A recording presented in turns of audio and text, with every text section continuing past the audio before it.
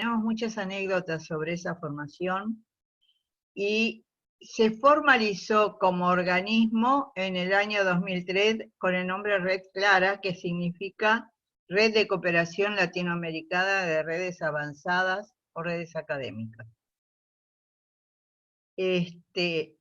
La función en el comienzo de nuestra unión fue cooperar en la conectividad en los países que había dificultades. Gente que tenía una situación más avanzada iba y instalaba la red. Eso sucedió en varios países.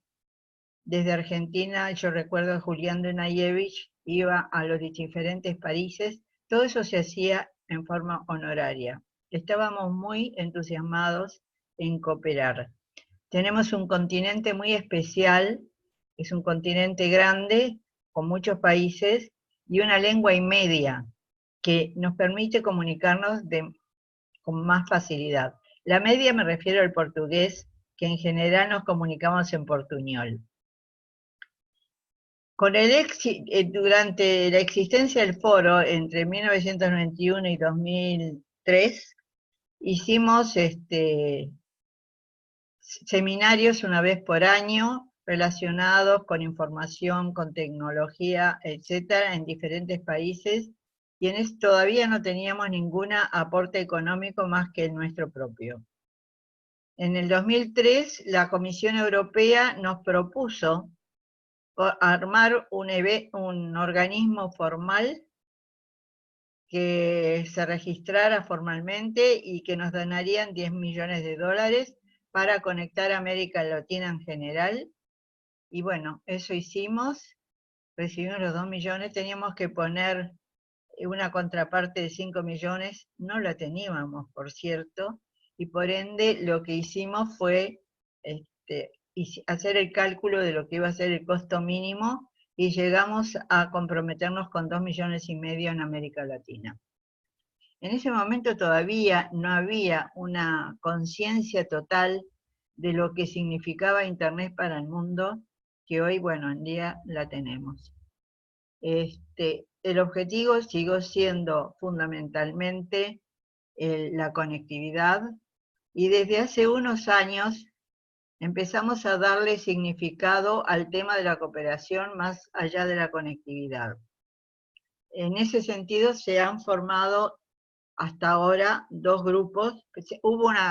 Primero hubo una reunión con Estados Unidos y Canadá para formar una colaboración en realidad entre todos los países de América, que está formándose, eso se fue el año pasado, está formándose lentamente. Y luego comenzamos a formar grupos de cooperación. El primer grupo que estamos formando es el del cambio global, ambiental global y cambio climático, que está referido a los objetivos de las Naciones Unidas 2030, y en el cual esperamos contar luego con la participación de Internet 2 y Canarí, o sea, las redes del norte. Y el segundo grupo con el que hemos empezado hace unos meses, es con el Consejo Científico de Cómputo Académico, que realmente lo necesitamos para tener mejor capacidad de formar redes, de formar centros de datos, etc.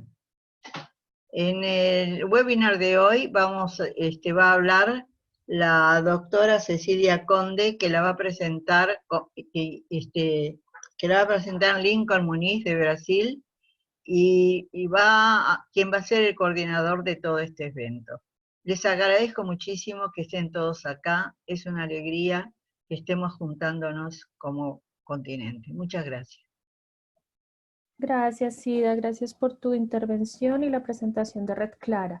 Bueno, vamos a continuar ya con Lincoln, tal como nos comentó Ida, él va a ser el moderador de este webinar, y para todos los que están conectados les pedimos mantener sus micrófonos en silencio mientras hacemos la presentación, y vamos a estar muy pendientes por el chat para sus preguntas y al finalizar de la presentación del webinar vamos a dejar un espacio de 15 minutos para sus preguntas. ¿Listo? Pero las pueden, si quieren, ir anotando por el chat y estaremos muy pendientes.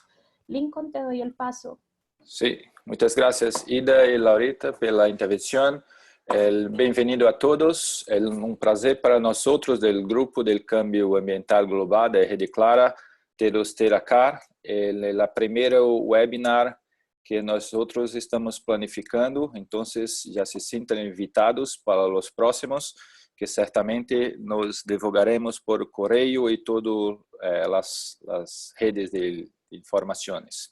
Entonces, ahora yo gostaria de comenzar a presentar la persona, la doctora Ana Cecília Conde Alvarez, que va a hablar un poco sobre el cambio climático. La doctora Cecília es investigadora titular B de tiempo completo en el Centro de Ciencia y la Atmósfera. En el grupo de cambio climático y radiación solar, tiene el nivel 2 en el Sistema Nacional de Investigadores del CONACYT. Es especialista en los impactos, vulnerabilidad y adaptación ante el cambio climático y la variabilidad climática, en particular el sector agrícola en México. Para el sexto reporte del grupo 2 del PCC, participa como autora líder del capítulo 17, que es como opciones de tomar decisiones para gestión de riesgo. Doctora Cecília, es un placer para nosotros tenerla usted acá. Entonces, tenéis como 30 minutos para hablar un poco para nosotros de su experiencia. Bienvenida, el micrófono. Muchísimas gracias por la invitación. Estamos muy contentos aquí en México de poder participar en este webinar. Yo voy a presentar primero una breve introducción de lo que creo que son los grandes problemas ambientales globales y luego ya me centraré en el tema de cambio climático. La presentación está para ustedes, para quien quiera de la red, la podrá ver y criticar ampliamente y con más calma. Entonces, si ponemos la primera, por favor.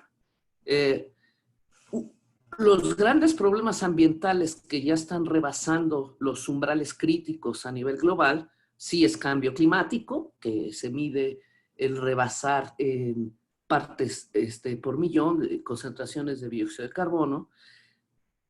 Un problema gravísimo a nivel global es la pérdida de biodiversidad, es probablemente uno de los problemas más graves, y otro tiene que ver con ciclo de nitrógeno, que está relacionado con el excesivo uso, entre otras cosas, de fertilizantes. Entonces, si pensamos en las relaciones que puede haber, el estar perdiendo biodiversidad acelera cambio climático, y cambio climático acelera biodiversidad. Y un tema que hemos tratado poco, realmente hemos publicado aquí en México un par de artículos, es qué le pasa al suelo con cambio climático, pero evidentemente pérdida de fertilidad de suelos también acelera el cambio climático. El gran artículo, autor que se llama Rockstrom, pero fueron como 20 autores, en el 2009 se llamaba los umbrales planetarios o planetary boundaries, que lo pueden ustedes googlear. Está los números exactos, cómo es la tasa de biodiversidad, cómo es el cambio climático y cómo es el problema de pérdida de suelos. En la siguiente, transparencia, podemos ver que efectivamente a nivel internacional es la Convención de Cambio Climático la que está tratando este problema de cambio climático, pero también hay una Convención de Biodiversidad que está tratando el problema de la pérdida de biodiversidad, y hay una Convención de Combate a la Desertificación y la Sequía. Todos los países entregan sus reportes, sus comunicaciones nacionales en cada una de esas, y eso es Naciones Unidas, etcétera, etcétera. A nivel nacional y subnacional empezamos a ver que la realidad no es o solo clima, o solo biodiversidad, o solo fertilidad de suelos.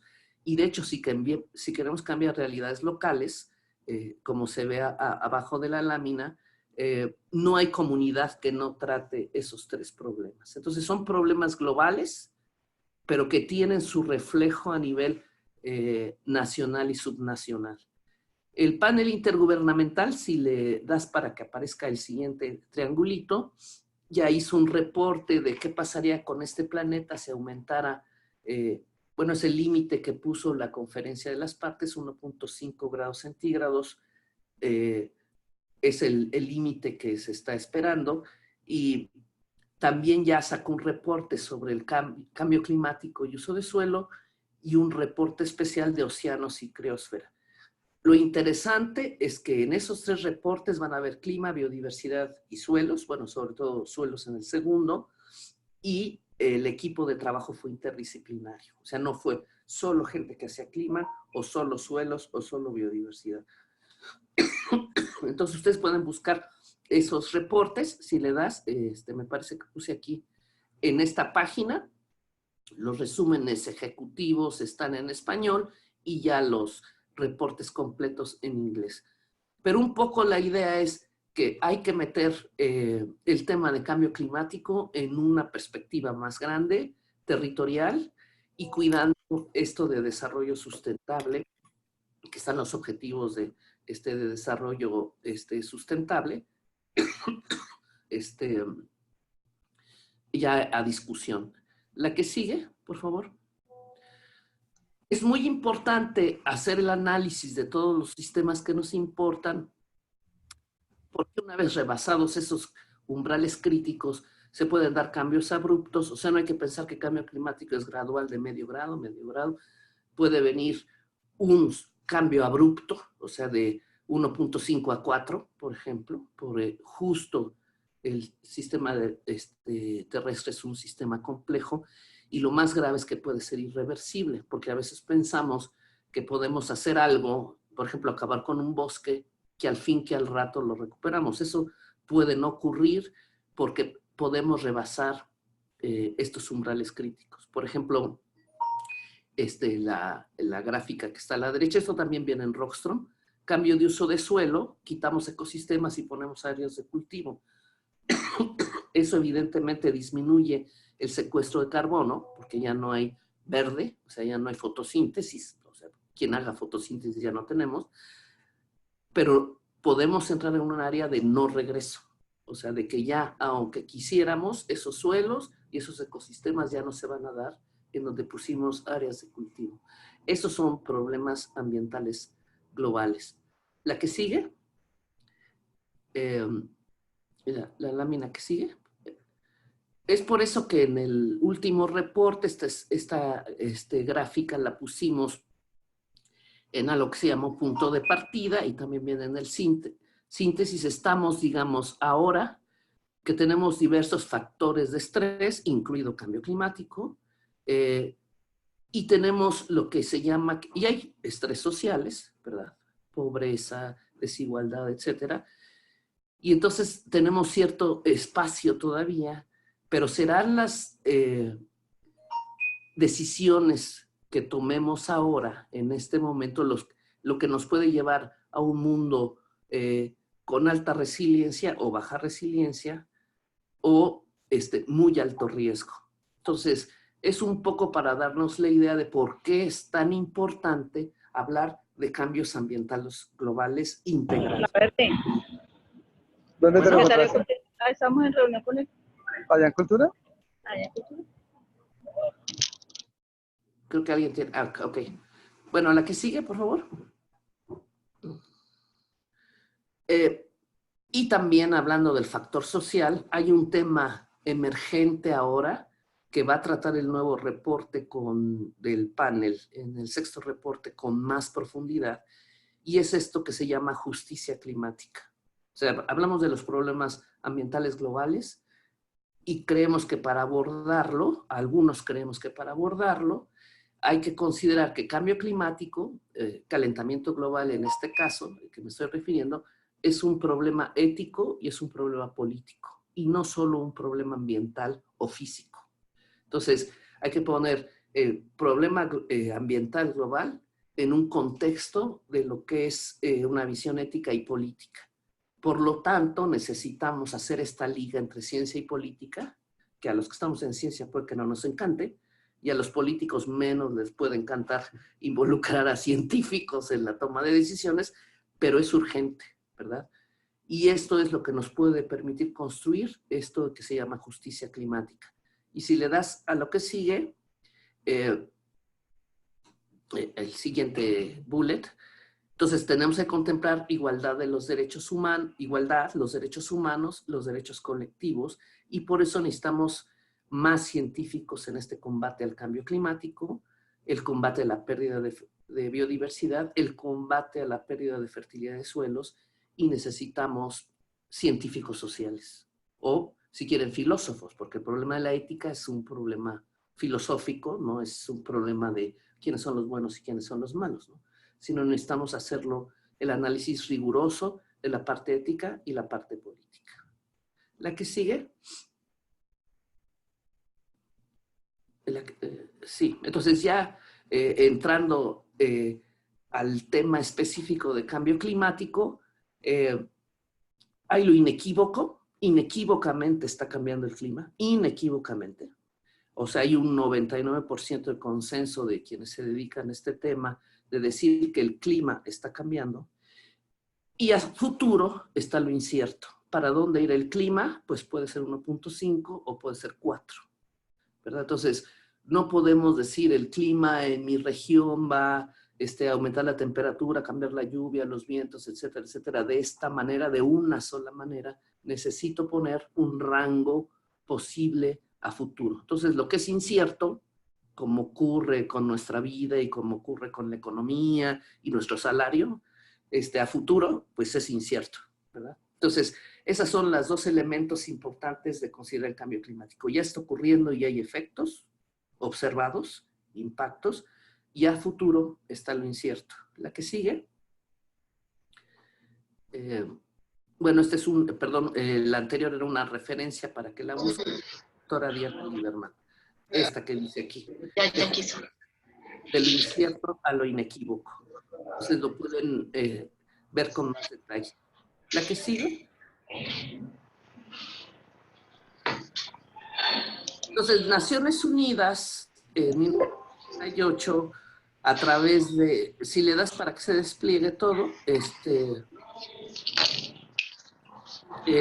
programa Naciones Unidas y la Organización Meteorológica Mundial creó este panel intergubernamental para el cambio climático, es la liga que les puse, y algunos de los resultados que vamos a analizar ahorita. Está organizada en 3 grupos. Grupo 1 es las bases físicas, o sea, cómo van a ser los modelos, cómo va a cambiar la temperatura, la precipitación, etc.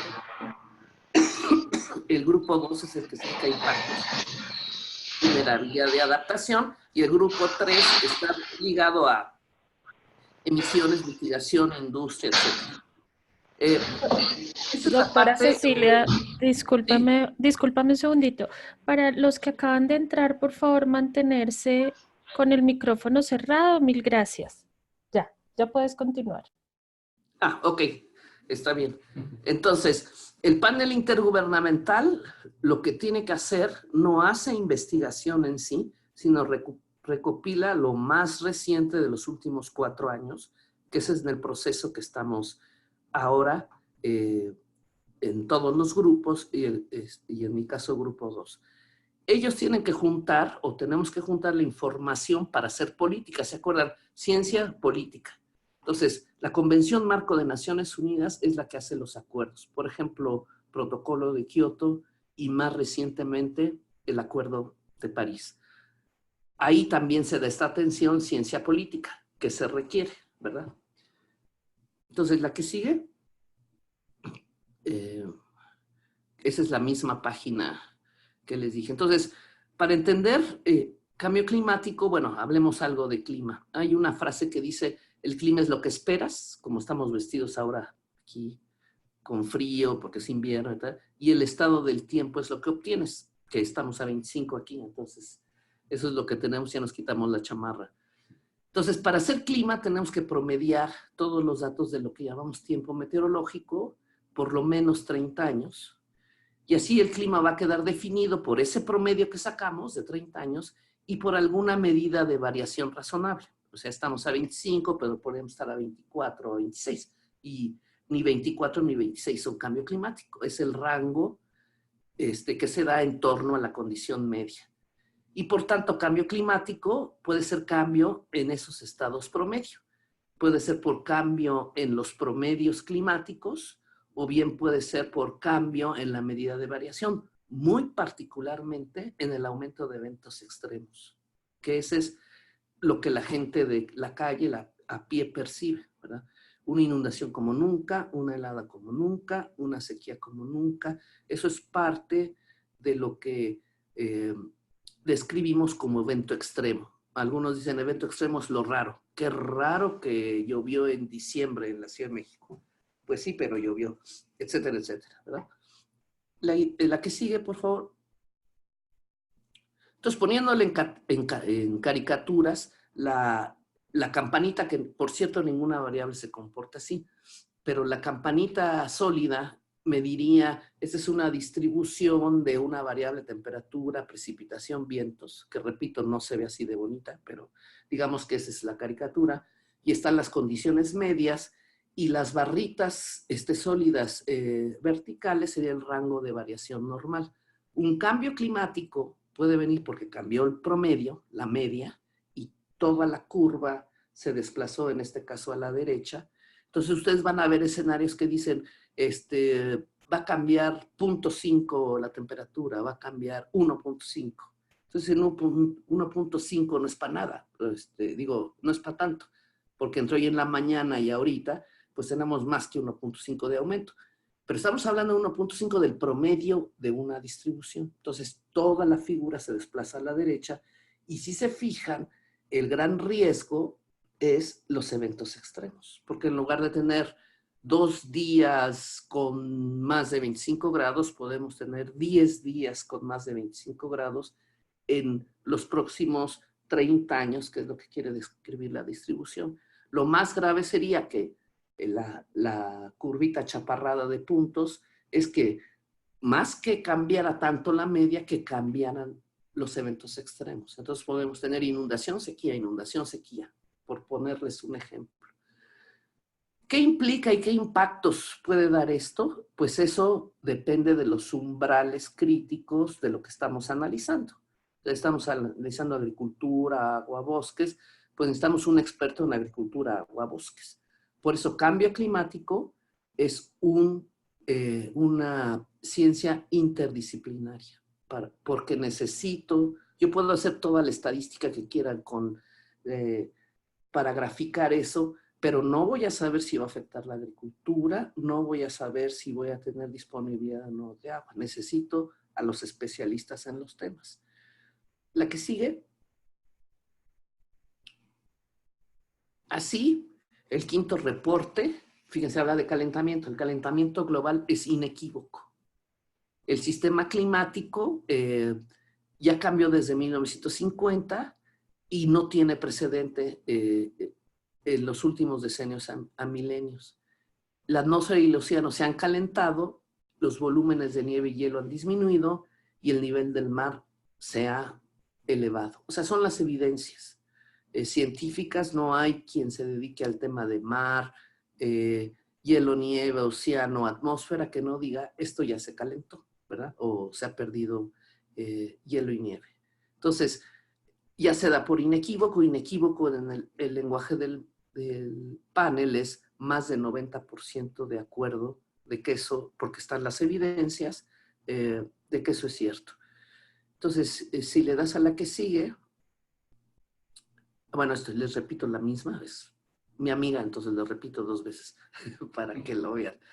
Entonces, y es un cambio inequívoco por causas antropogénicas. El clima de este planeta ha cambiado muchísimo, ¿verdad? A lo largo de su historia. Pero las causas antropogénicas de lo que estamos observando se refiere a digamos 75-25. 75% es por combustibles fósiles, quema de combustibles fósiles, y el otro 25% es por cambio de uso de suelo, sobre todo deforestación. O sea, está ligada pérdida de biodiversidad, sobre todo de la vida verde, con cambio climático. ¿Por qué? Porque esa vida verde es la que puede absorber el exceso de dióxido de carbono.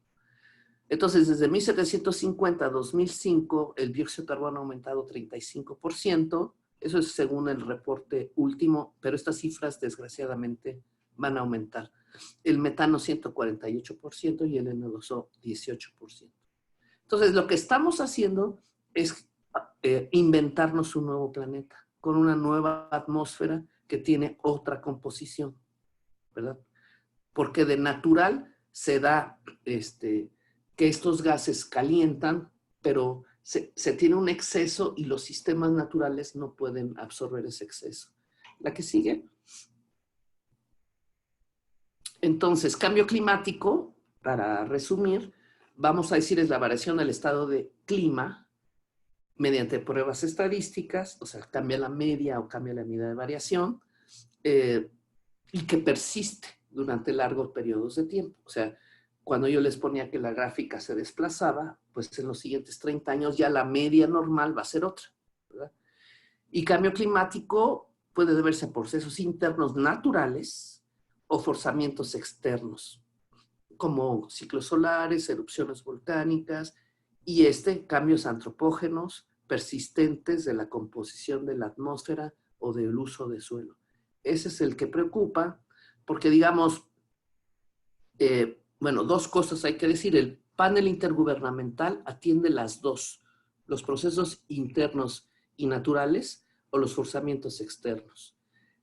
Y algo importante es que no podemos cambiar los ciclos solares o las erupciones volcánicas, pero sí se puede hacer política en el marco de la justicia climática para detener, amortiguar, revertir estos cambios en la composición de la atmósfera o el uso de suelo. Entonces, por eso es tan importante también, o políticamente tan relevante y éticamente tan importante, involucrarse en los estudios de cambio climático o en el combate al cambio climático de origen antropogénico. ¿La que sigue? Entonces, bueno, ya para hacer la síntesis, si cambiara la distribución de energía del Sol, porque se cambia su inclinación o el Sol se apaga, bueno, ahí sí ya no hay nada que hablar. Cambian las cantidades de efecto invernadero, cambian el uso de suelo y también hay eventos naturales como el Niño y la Niña, que en América Latina, en México, hasta abajo todos sabemos. Todos estos son forzantes. Si yo sé el forzante, puedo proyectar el clima futuro. Por ejemplo, si se anuncia en noviembre un evento de Niño, yo puedo esperar que en México vamos a tener sequía en primavera y verano, lluvias torrenciales en otoño y vamos a tener un frío extremo en diciembre, enero, tal. O sea, un forzante me da capacidad, o sea, ningún meteorólogo dice en primavera en México va a haber sequía. Pues no, porque no puedo saber el estado del tiempo en más de un mes, de hecho, en más de 15 días. Pero si sé el forzante, que es el Niño, puedo hacer prevención, ¿verdad? Puedo proyectar. Y también es lo que se hace cuando se cambian las cantidades de gases de efecto invernadero, se construyen escenarios, ¿verdad? La que sigue. Bueno, las erupciones. Forzamiento radiativo. En el caso de los gases de efecto invernadero, estamos alterando la energía del sistema, el balance energético. Como decía, puede ser por variaciones de la órbita y puede ser por cambios en la composición atmosférica. Entonces, ustedes van a ver los nuevos escenarios por forzamiento en la composición de la atmósfera y los vamos a medir en unidades de energía, watts por metro cuadrado. O sea, los que les voy a presentar la gráfica, todas esas son 8.5 watts por metro cuadrado, etcétera, etcétera. Entonces, lo que estamos diciendo es con cuánta energía estamos forzando al sistema climático. ¿La que sigue? Y bueno, tal vez el ejemplo más claro de cómo van de la mano la temperatura y los gases de efecto invernadero es esta gráfica que está mostrando cómo estaban las concentraciones y cómo la temperatura de nuestro planeta de 160,000 años para acá, ¿verdad? Entonces, se ve que van bastante de la mano. ¿Y la que sigue? Bueno, esto es rápido, solo para decir que efecto invernadero, que es de cambiamos la composición de esos gases y se calienta el planeta, efecto invernadero hay en Venus, hay en Tierra y hay en Marte, porque tienen una estructura rocosa que van a recibir esa superficie rocosa, la radiación solar, y se va a calentar esa superficie rocosa, va a emitir, y sus gases de efecto invernadero van a calentar su atmósfera, ¿sí? La que sigue. Este es un esquemita, se llega a la radiación solar, bueno, se puede dispersar o lo que sea, pero al llegar a superficie del planeta se calienta, emitiría, se calienta, emite ese calor, o sea, vean que una es la solar y otra es la radiación infrarroja, o sea, la roja y la amarilla, ¿no? Si no hubiera gases de efecto invernadero, todo ese calor se escaparía. Afortunadamente, nuestro planeta tiene gases de efecto invernadero. El principal, por cierto, es el vapor de agua. Y entonces ese calor se regresa y se calienta nuestro planeta. O sea, eso fue fundamental para el desarrollo de la vida en nuestro planeta. Si ponemos la siguiente.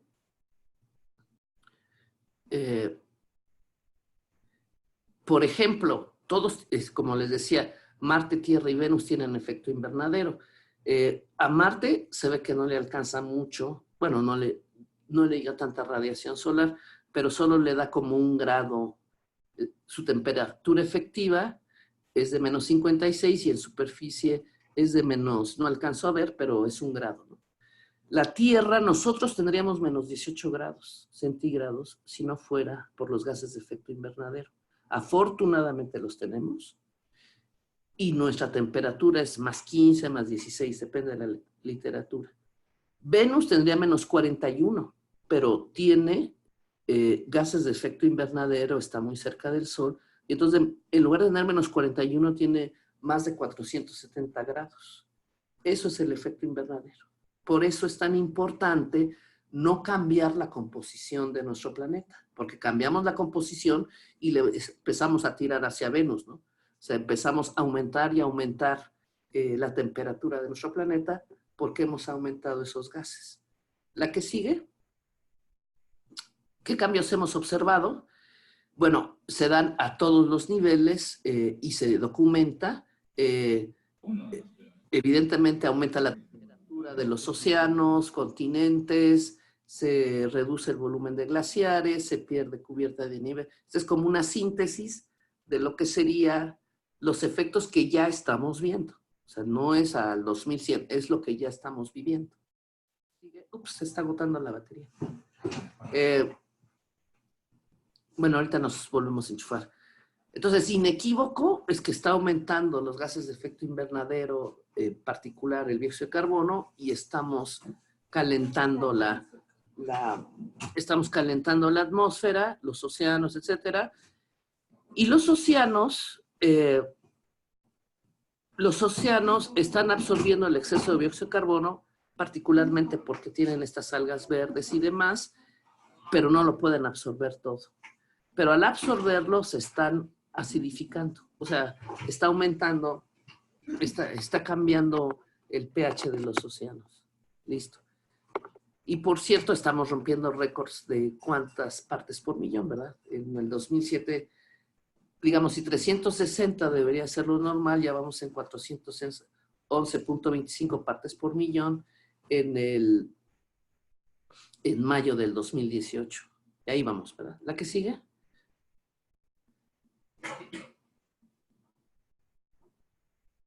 También, bueno, la temperatura global ha aumentado 0.85 grados centígrados y las 3 últimas décadas han sido las más calientes. La que sigue, esta la pueden ver con calma ustedes, cómo ha ido aumentando la temperatura. La que sigue. desde 1884 al 2011. O sea, si le pican, van a ver el aumento de temperatura entre el 1884 y 2011.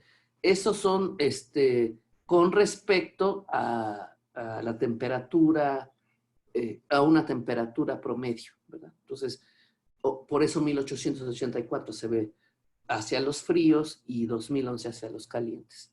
Y ya si tienen bastante tiempo, pues ven las temperaturas diarias. Estas serían mensuales, ¿no? Para temperaturas diarias. La que sigue, entonces, inequívoco es aumento de temperatura, pérdida de hielo y nieve, especialmente en el Ártico, aunque en Antártica están apareciendo nuevos resultados alarmantes, ¿verdad? Y aumento de nivel del mar. Entonces, si despliegas nada más para que vean los números, 0,85, entre 3 y 4% por década la pérdida de hielo y nieve y aumento del nivel del mar, 0,19. Todos estos números se van a actualizar desgraciadamente, ¿verdad? Se van a cambiar. Cuando empezó el panel, yo recuerdo que escribíamos 0,65 de aumento de temperatura, ¿verdad? La que sigue.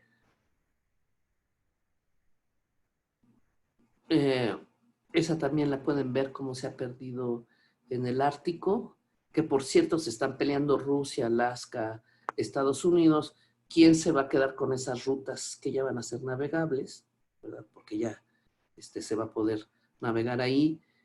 Rusia contrató a los ingleses para ya extraer petróleo. También hay metales preciosos, etcétera. O sea que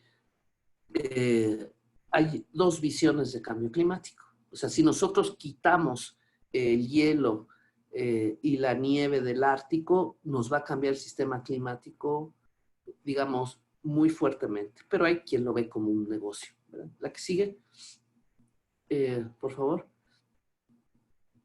Entonces, globalmente es 0,85, pero evidentemente ya viendo diferentes áreas, pueden ver que hay el hemisferio norte está calentando mucho, hay una parte muy fuerte ahí en Brasil. O sea, los morados es más de 1 grado, hasta 2,5 grados. Estos son cambios observados ya en continente y en océanos. Entonces la pueden ver con calma, pero si yo quisiera simular cómo se está calentando, que es lo negro en la gráfica de los promedios globales de abajo, tendría que meter forzamientos, cambio en la composición, y entonces mi modelo diría el rosita. Si no lo meto, mi modelo estaría diciendo cómo están los azulitos de abajo que se separan del observado, ¿verdad? La que sigue.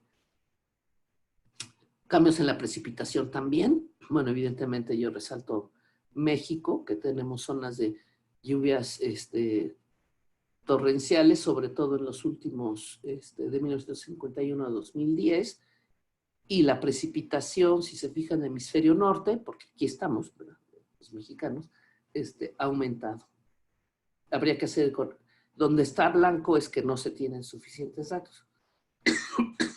O sea, azul aumenta la lluvia, café disminuye.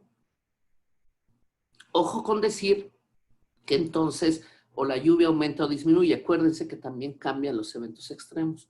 Entonces aquí puede decir que la media me está indicando aumento de lluvia, lo que no implica que no vamos a tener sequía, ¿verdad? Porque estamos en la media, no en las colas de la distribución. La que sigue. Y estos eventos extremos. Han disminuido días y noches fríos, han aumentado días y noches calientes, ha aumentado ondas de calor, precipitaciones extremas y muy importante para nuestro continente, el cambio de los ciclones tropicales en el Atlántico desde 1970. Y es virtualmente cierto que eso ha ocurrido, ¿verdad? Entre el 99 y 100% de consenso. De sequías todavía nos falta, hay poco consenso, ¿verdad? Pero de todos modos son muy peligrosas para nuestro continente. La que sigue. Así, bueno, ya impactos. Esos fueron los cambios en temperatura, precipitación, etc. Y eso ha provocado impactos en diferentes sistemas muy importantes. La que sigue es recurso hídrico, Estamos perdiendo recursos con una confiabilidad media. La que sigue, biodiversidad con una confianza alta. Estamos viendo que las especies terrestres marinas modifican su distribución, sus patrones de migración y su composición poblacional. Y esa la confianza es alta. La que sigue, seguridad alimentaria. Tenemos impactos negativos, sobre todo, no necesariamente en la parte del cinturón de cereales y en la parte sur de Argentina y demás, pero en general los impactos negativos son más frecuentes que los positivos. La siguiente gráfica, lo que van a ver es la recopilación de estudios. El número que está entre paréntesis arriba es el número de estudios que juntaron, y se ve que en las regiones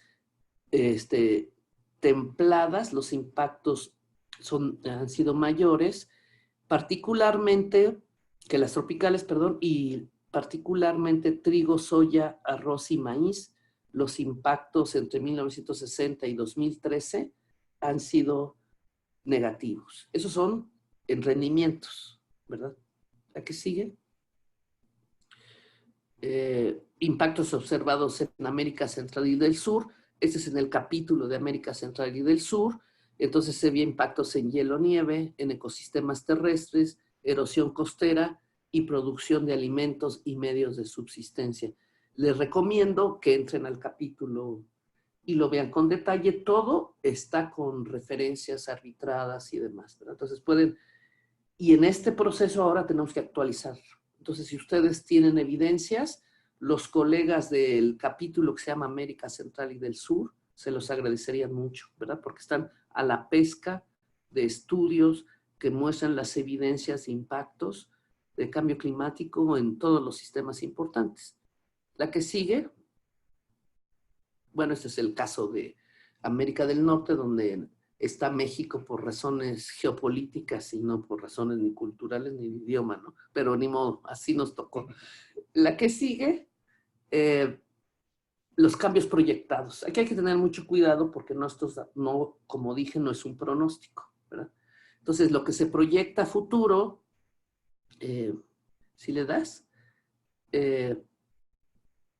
bueno, hay que saber que un escenario no es un pronóstico, como ya dije, necesitamos saber si vamos todos a irnos por petróleo y carbón o si vamos a cambiar a energías limpias que le llaman la solar, etcétera, ¿verdad? Eso no sabemos, y al no saber, pues no podemos saber cuántos gases vamos a emitir.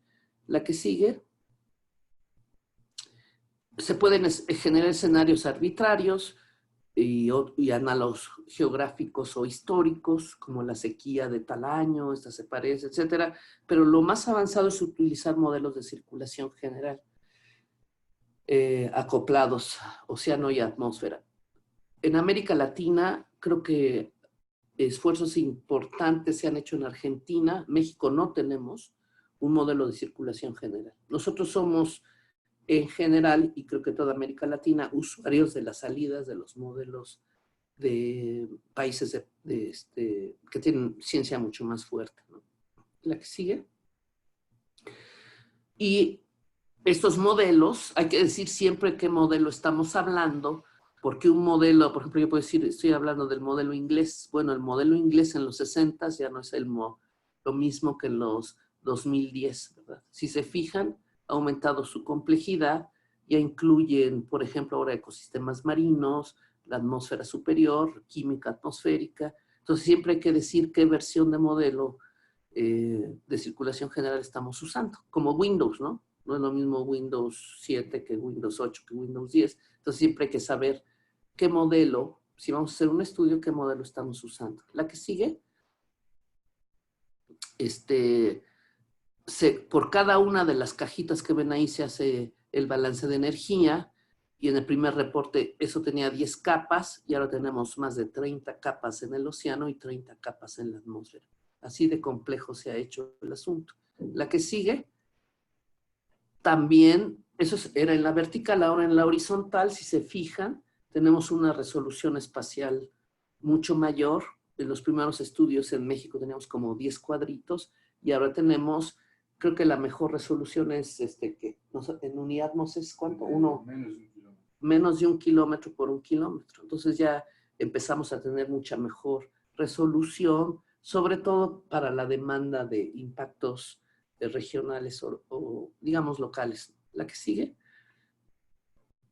Y estos son los famosos nuevos escenarios que se utilizan. Van a ver en la literatura RCP 8.5 watts por metro cuadrado. Entonces, evidentemente, el 8.5 es el que está forzando más al sistema que el 3.6. ¿Sí? Ya merito, ya merito. Me apuro, me apuro. La que sigue, la que sigue. Los cambios proyectados, dados esos escenarios, entonces estamos viendo que tenemos riesgo. O sea, hablamos de riesgo justo cuando hablo de escenarios y no puedo hacer pronóstico. Entonces, hablo de que está aumentando el riesgo. Si se fijan, el riesgo a impactos negativos a final de siglo son mucho mayores que aquellos impactos positivos que yo les decía en el cinturón de cereales de Canadá y Estados Unidos y en Argentina. O sea, de decrementos en los rendimientos. La que sigue. Y aquí están los riesgos por región. En el caso de Centro y Sudamérica, graves riesgos es menor disponibilidad de agua, mayores inundaciones y deslaves, menor producción y calidad de alimentos y mayor enfermedad por vectores, por mosquitos o por lo que fuera. Y lo que es interesante de la gráfica es, justo dice con la adaptación que me sé ahora, si ven, dice nivel de riesgo muy bajo, medio, muy alto, arriba a la derecha. El riesgo es muy alto con las medidas de adaptación que me sé ahora. Por ejemplo, en la agricultura puedo decir, pues cambio semilla, meto riego, etcétera. Pero el problema es que voy a tener que ser mucho más creativa e ingeniosa si me quiero enfrentar a esos cambios que se proyectan a finales de siglo. La que sigue. Esos son los riesgos para América del Norte y los que siguen.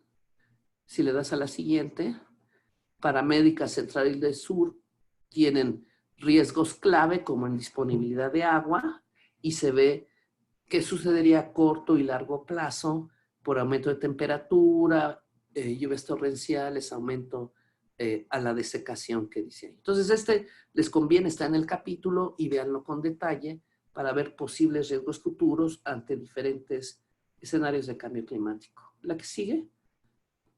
Entonces, esto me voy a apresurar. Tenemos la parte de clima, cómo cambiaría, los impactos, digamos, biofísicos, o sea, en agricultura, agua, bosques, pero ¿qué dice la sociedad?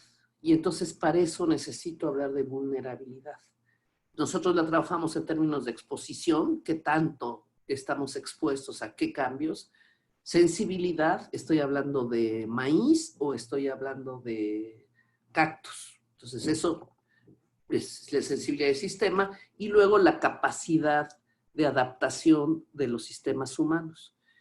Y adaptación es la capacidad de ajustarse, puede ser espontáneo o planificado, que es a lo que nos encantaría a nosotros empezar a tener un plan ante cambio climático, pero que incluye cambios en prácticas, procesos y estructuras. O sea, tiene que haber un cambio, digamos, socioeconómico que me permita cambiar mis prácticas, mis procesos y mis estructuras.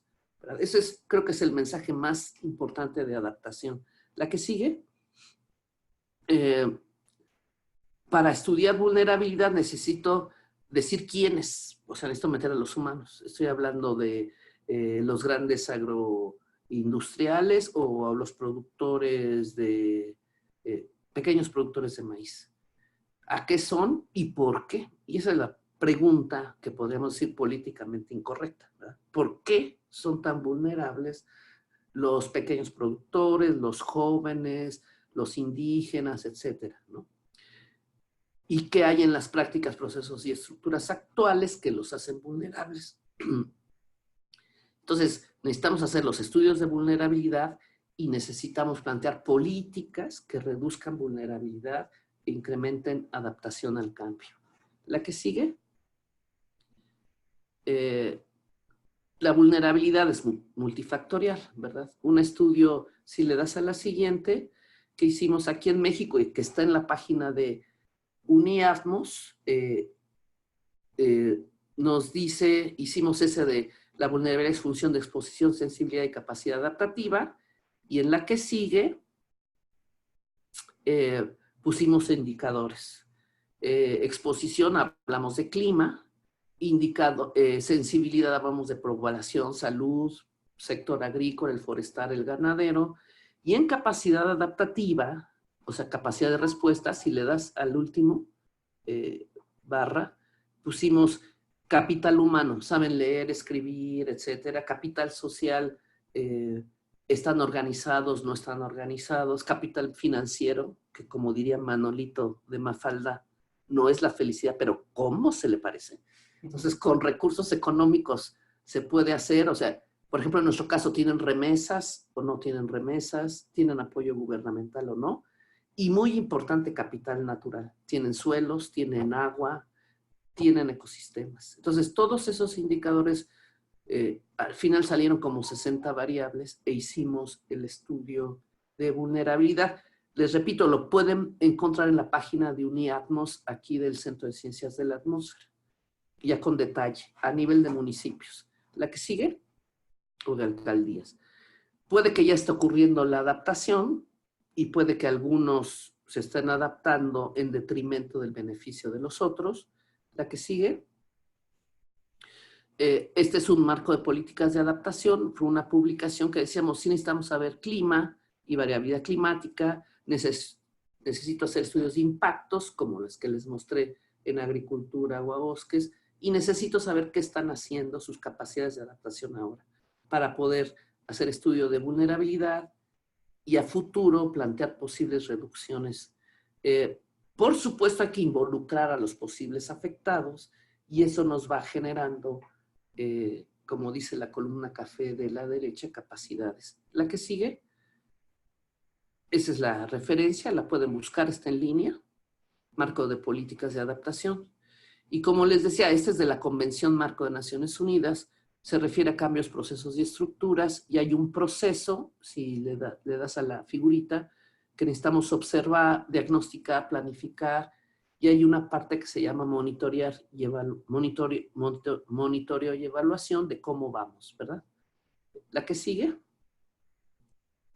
Este es del último, también de 2012 me parece, que para reducir riesgos puedo reducir mi exposición, puedo transferir riesgo, o sea, comprarme un seguro, etcétera, etcétera. Y hay una parte muy interesante que se llama transformación, que se refiere a eso de cambios en prácticas, procesos y estructuras. La que sigue. Estos son los enfoques que pueden encontrar en la literatura para impulsar la adaptación. La basada en ecosistemas es muy fuerte, sobre todo en los países de vías de desarrollo, pero en comunidades, y la adaptación basada en reducción de riesgo. La que sigue. Y lo nuevo del IPCC es que hay que meter la parte humana. La literatura se ha duplicado en todas las regiones del mundo, pero también en América Latina. Y la adaptación ha emergido como un área central, sobre todo para los países como los nuestros. De hecho, en el Acuerdo de París dicen que es una meta global. Adaptarse al cambio climático es una meta global. Y me parece que ya es todo. Muchas gracias. Y perdón si me alargué. Un poco ya. Muchas gracias, doutora Cecília, por brindarnos con las excelentes presentaciones. Tengo certeza que nosotros y las personas que están nos acompañando desde el Facebook y la plataforma Zoom, tienes bastante dúvidas y preguntas. Y hoy sí, también tienes como un par de preguntas, pero yo creo que las personas que están online tienen la preferencia. Hay una pregunta acá de la persona, el André Rodríguez, el estudiante de maestría en ciencias ambientales. Y la pregunta es, el problema del tema de tesis es la aplicación del prognósticos S2S para la Climate Smart Agriculture. Mi pregunta es si podrías compartir su visión del desarrollo del pronóstico S2S en México, porque hoy hay se encontrado muy poco en respecto en la rede. Gracias. Andrés Rodríguez. Sí, no entendí bien qué era lo que no entendí bien la pregunta, perdón. É uma pergunta que se pode compartilhar com nosotros sua visão de desenvolvimento do prognóstico S2S em México. Esto es. No sabemos, Agustín y yo, qué es. Me puede escribir, está en la lámina mi correo, porque no comprendí la pregunta, pero con gusto la contesto si la entendiera. André, por favor, se puedes elaborar um pouquinho melhor tua pergunta. Enquanto nós temos outras perguntas, eu creio que você nos brindou com bastante informações importantes, como, por exemplo, que o câmbio é inequívoco e parte desse câmbio, o câmbio é derivado de las ações antrópicas, el combustíveis fósseis, el cambio del uso de solo. Pero yo creo que el más importante que usted mencionó acá, en la minha visión, es que el cambio climático no es solamente un problema ambiental, pero es un problema ético y político. Entonces, por eso es fundamental que nosotros trabajamos el cambio climático de forma interdisciplinar. Sí, sí. El tema de justicia climática, por ejemplo, ya si se abre, ya tiene sentido, por ejemplo, preguntarnos de pueblos originarios o indígenas o pueblos originarios y su relación con el medio ambiente y contrastar formas de vida, pero ya son actores muy importantes, lo mismo género, lo mismo los jóvenes ahora. O sea, necesitamos, en el momento que hablamos de ética y política, ya tiene carne y hueso, digamos, el tema de cambio climático. Y sí, es un tema fundamental, ¿verdad? Sí, sí. ¿Hay alguna otra pregunta?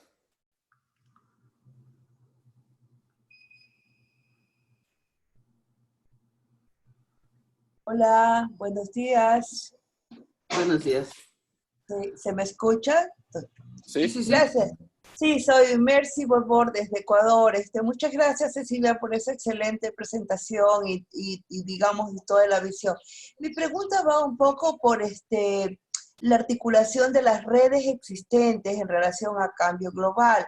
Conozco yo del Inter-American Institute for Global Change Research, ¿no? Que está ahora en Uruguay y que tenía como rol justamente poder integrar algunas de las redes de los países en esta dimensión humana y científica de todo lo que está alrededor de los cambios globales. Quería saber si dentro de las redes que estamos ahora hablando y justamente de cambio climático, tenemos alguna conexión con el Inter-American Institute for Global Change Research. Bueno, cada país puede estar en IAI o no, pero él es el organismo que nos coordina y saca, por cierto, periódicamente proyectos semilla y grandes proyectos que no estaría mal ir pensando en someter uno para fortalecer esta red o las redes de investigación. Creo que sería muy importante. Uno reciente fue hace como un año. Hay que decir que pueden participar todos los países de América Latina, pero dirigen los países de América Latina que contribuyen financieramente. Digo, es importante porque yo ya lo viví, que estaba involucrado Salvador y Salvador no paga sus cuotas. Entonces podía estar en el proyecto, pero no podía ser cabeza de proyecto. Pero sí creo que es muy importante estar atento a las convocatorias de ahí para fortalecer nuestras propias redes de investigación como esta, ¿verdad? que tiene el nombre correcto de cambio ambiental global, creo yo. Entonces hay que buscar oportunidades para... De acuerdo, sí, justamente creo que ese sería un poco el mensaje, sí, buscar las oportunidades. Gracias. Gracias. Tenemos como más dos preguntas. La otra, el Fernando Mendonça, que él pregunta cómo en sí está abordando la relación suelo, fertilidad, secuestro y el cambio climático. Bueno, yo puedo darles a la red un artículo reciente que hicimos aquí en México para meter escenarios 1.5 grados centígrados, y bueno, obviamente no en México, sino global, y eso que representa para México, y qué pasaría con 2 grados, y cómo se alteraría la fertilidad de los suelos. Alterándose aumentando aridez, aumentando otros factores de suelos, perdiendo materia orgánica. Si nosotros alteramos los suelos, entonces, ¿cómo podemos sostener ya no solo la agricultura, sino en general la vegetación? ¿Verdad? Entonces, esa es la liga. O sea, yo cambio el clima, eso aumenta aridez y pérdida de fertilidad de suelos, y entonces los ecosistemas en general, aunque es mucho, pero digamos, la vegetación se va a perder y se puede perder masivamente. Entonces, sí hay que amarrar suelos, porque digamos que es la convención feíta de Naciones Unidas, o sea, cambio climático, biodiversidad, pero tenemos abandonados suelos y es muy importante. Bueno, lo mismo zonas costeras, para nuestros países es muy importante y le hemos prestado poca atención, creo yo. Digo, hay muchos estudios, pero creo que hay que aumentar el nivel de importancia de esos estudios. Ese artículo lo podemos compartir, se los podemos enviar a la red y ustedes Sí, seguro que nosotros podemos sí. compartir. Hay una última pregunta, el de un estudiante, Isaac Chávez, de la Universidad de San Luis Potosí, y que la pregunta es la siguiente: ¿por qué la OMM continúa usando el periodo de 30 años para el promedio del clima cuando existen forjantes de la oscilación multidecadal atlántica que puede durar hasta 70 años? Sí, bueno, es lo que se sugiere, depende de la variable. Por ejemplo, para temperatura no es tan mal 30 años, y es el referente, es como el cero, pero se pueden usar 100 años, 50 años, todo depende de la pregunta de investigación. O sea, sugiere usar más de 30 años, pero no dice 30 años a fuerzas. O sea, sí hay estudios que usan 50 años. De hecho, los escenarios base que yo les presenté eran más de 50 años, que decía cómo ha cambiado el clima entre 1901 y, no sé, 2000, etc. ¿No? Y sí, hay variaciones decadales, de 50, de 100 años. Todas esas se pueden ver también en el reporte del Grupo 1. Todas esas variaciones son muy importantes, son otro forzante importante del sistema climático. Solo agregaré que el panel no solo ve cambios por causas antropogénicas, ve todas las causas, ¿no? Sí, muchas gracias. Yo creo que no hay más preguntas. ¿O hay una última pregunta? Hola. Sí, hola. ¿Quién? Hola, buenas tardes. Soy estudiante de doctorado aquí de la misma universidad. Y bueno, mi pregunta es con referente a las medidas de adaptación. Sí. ¿Qué es lo más recomendable o por dónde empezaría a proponer estas medidas de adaptación?